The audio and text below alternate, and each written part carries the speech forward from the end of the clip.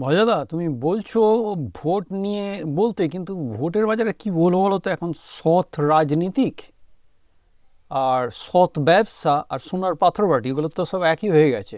দূর বুড়ো, তোর মাথায় কে এগুলো ঢুকিয়েছে? রাজনীতিতে অনেক অনেক সৎ লোক আছে। এই ধরনের আমাদের সতীদা, 7 বারের বিধায়ক। হ্যাঁ, কিন্তু সৎ মানে কি বলছো তুমি? আরে শোন না, প্রথমবারে ও করলো কি, প্রথমবারে অনেক করেছিল, অনেক প্রমিস দিয়েছিল যে এই করবে সেই করবে, কিন্তু সেগুলো করেনি। কিন্তু যেটা করেছিল সেটা হচ্ছে ওই আমরা সবাই ক্লাবের যে ছেলেগুলো, হ্যাঁ, মেয়েদের টিটকারি মারতো, জ্বালাতো এলাকায়, ও তাদের কর্মসংস্থান করে দিল। ওরা ক্লাবে বসে দিনরাত্রি ক্যারাম খেলছে, তাস খেলছে, তারপরে সুন্দর একটা শান্ত পরিবেশ। কিন্তু যেগুলো বলেছিল সেগুলো করেনি। কি করবে বল? প্রথমবারে তো জিতেছে, তো দ্বিতীয়বারে কাজকর্ম করেছে। 7 বার বলছি যখন, না না, দ্বিতীয়বারে আর কি কাজ করে? দ্বিতীয়বারেও প্রমিস করেছিল, কাজকর্ম বিশেষ করেনি। ওই তো প্রমিসের জন্য লোকে আর কি দিয়েছিল তবু ভোট। তারপরে ওর হয়ে যারা কাজকর্ম করে আর কি, ওরাও খুব প্রচার টচার করতো আর কি, ওরাও সৎ। ওই ছেলেগুলো সারাদিন, হ্যাঁ, মানে ওদের সতীদার কাছ থেকে মাসোয়ারা পেতো।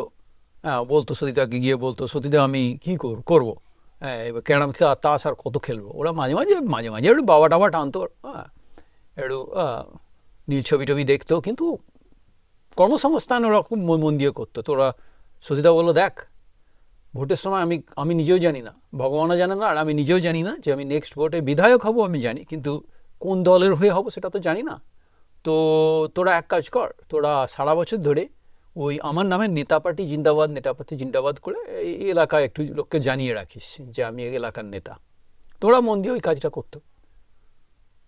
তো যে লোকটা, কি বলছো ভজাদা, যে লোকটা কোনো কাজকর্ম করেনি, আরে শোন না, তৃতীয়বারেও ওই করে জিতে গেল, প্রমিস করেছিল, হ্যাঁ, কিন্তু কিছু করেনি। কিন্তু চতুর্থবারে সতীদা একদম সত্যি কথা বললো, বলা শুরু করলো। সতীদা বললো, দেখো, রাজনীতিতে কিছু নিয়মকানুন আছে।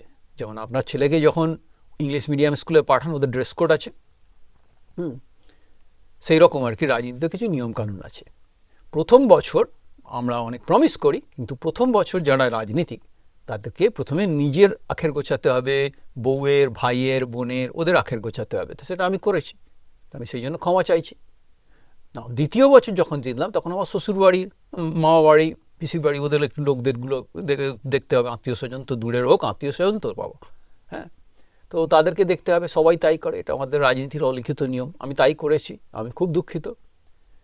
তৃতীয়বারে আমার যারা বন্ধু বান্ধব, মানে একদম হাফ প্যান্ট পরে যাদের সঙ্গে প্রাইমারি স্কুলে যেতাম, তাদের জন্য তো কিছু করতে হবে। প্রাইমারি স্কুলের বন্ধু, হাই স্কুলের বন্ধু, রাজনীতিরা তাই করে, আমাদের অলিখিত কোড ওটা। আমি তাই করেছি, আমি তার জন্য দুঃখিত। কিন্তু এটা হচ্ছে চতুর্থবার। এবার আমি আপনাদের জন্য কিছু একটা করতে চাই, হ্যাঁ, কিছু একটা করতে চাই আপনাদের জন্য। এবার ঠিক করেছি অ্যাটলিস্ট ভাতের রাজনীতি শুরু করব, হ্যাঁ। তো সবসময় এটা খেয়াল রাখবেন, এই যে ফর্মুলাটা, এটা কিন্তু সব রাজনীতিক ব্যবহার করে। আমি চতুর্থবারে বিধায়ক, আমাকে ভোট দেবেন কি না দেবেন সেটা আপনাদের ব্যাপার। আপনাদের সব সত্যি কথা বলে দিলাম। আমার উল্টো দিকে যারা দাঁড়িয়েছে যে, তারা কিন্তু সব প্রথমবার বা দ্বিতীয়বার, খুব বেশি হলে তৃতীয়বার, এবং তারা জেতেনি। ওইটা একটু খালি মাথায় রাখবেন। এই সত্যি কথাটা বলার পরে সতীদা বিধায়ক 4 নম্বর, 5 নম্বর, 6 নম্বর, 7 নম্বর, এই তো এইবারে ভোটে দাঁড়িয়েছে। 8 নম্বর বিধায়ক হয়তো হয়ে যাবে।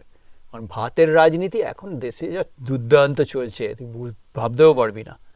সতীদা ঝাড়ে সব কিছু, কিন্তু বলে দেয় সব কিছু খোলামেলা বলে দেয়। আর সতীদার যারা সাকরে, ওই যে যাদের কর্মসংস্থান করেছে আর কি, আমরা সবাই ক্লাবের, তারাও তো নেতা পার্টি জিন্দাবাদ, নেতা পার্টি জিন্দাবাদ করছে। আর সারাদিন খুব মন দিয়ে, মাসোয়ারা নাই বলে খুব মন দিয়ে ক্যারাম খেলে, মন দিয়ে তাস খেলছে। তো তোর যেটা ধারণা যে রাজনীতিতে সৎ লোক নেই, তুই আসলে ওই সতীদার মতো 7 বারে বিধায়কের গল্পটা জানিস না বলে এরকম বড় বড় কথা বলছিস।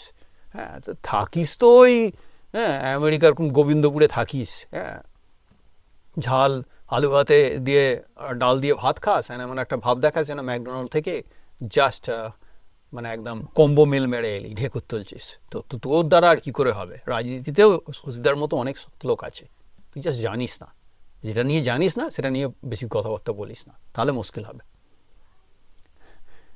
আর যাদের ভালো লাগবে পাশে থাকবেন, সাবস্ক্রাইব করবেন, সম্ভব হলে মেম্বারশিপ নেবেন, আবার আসবো।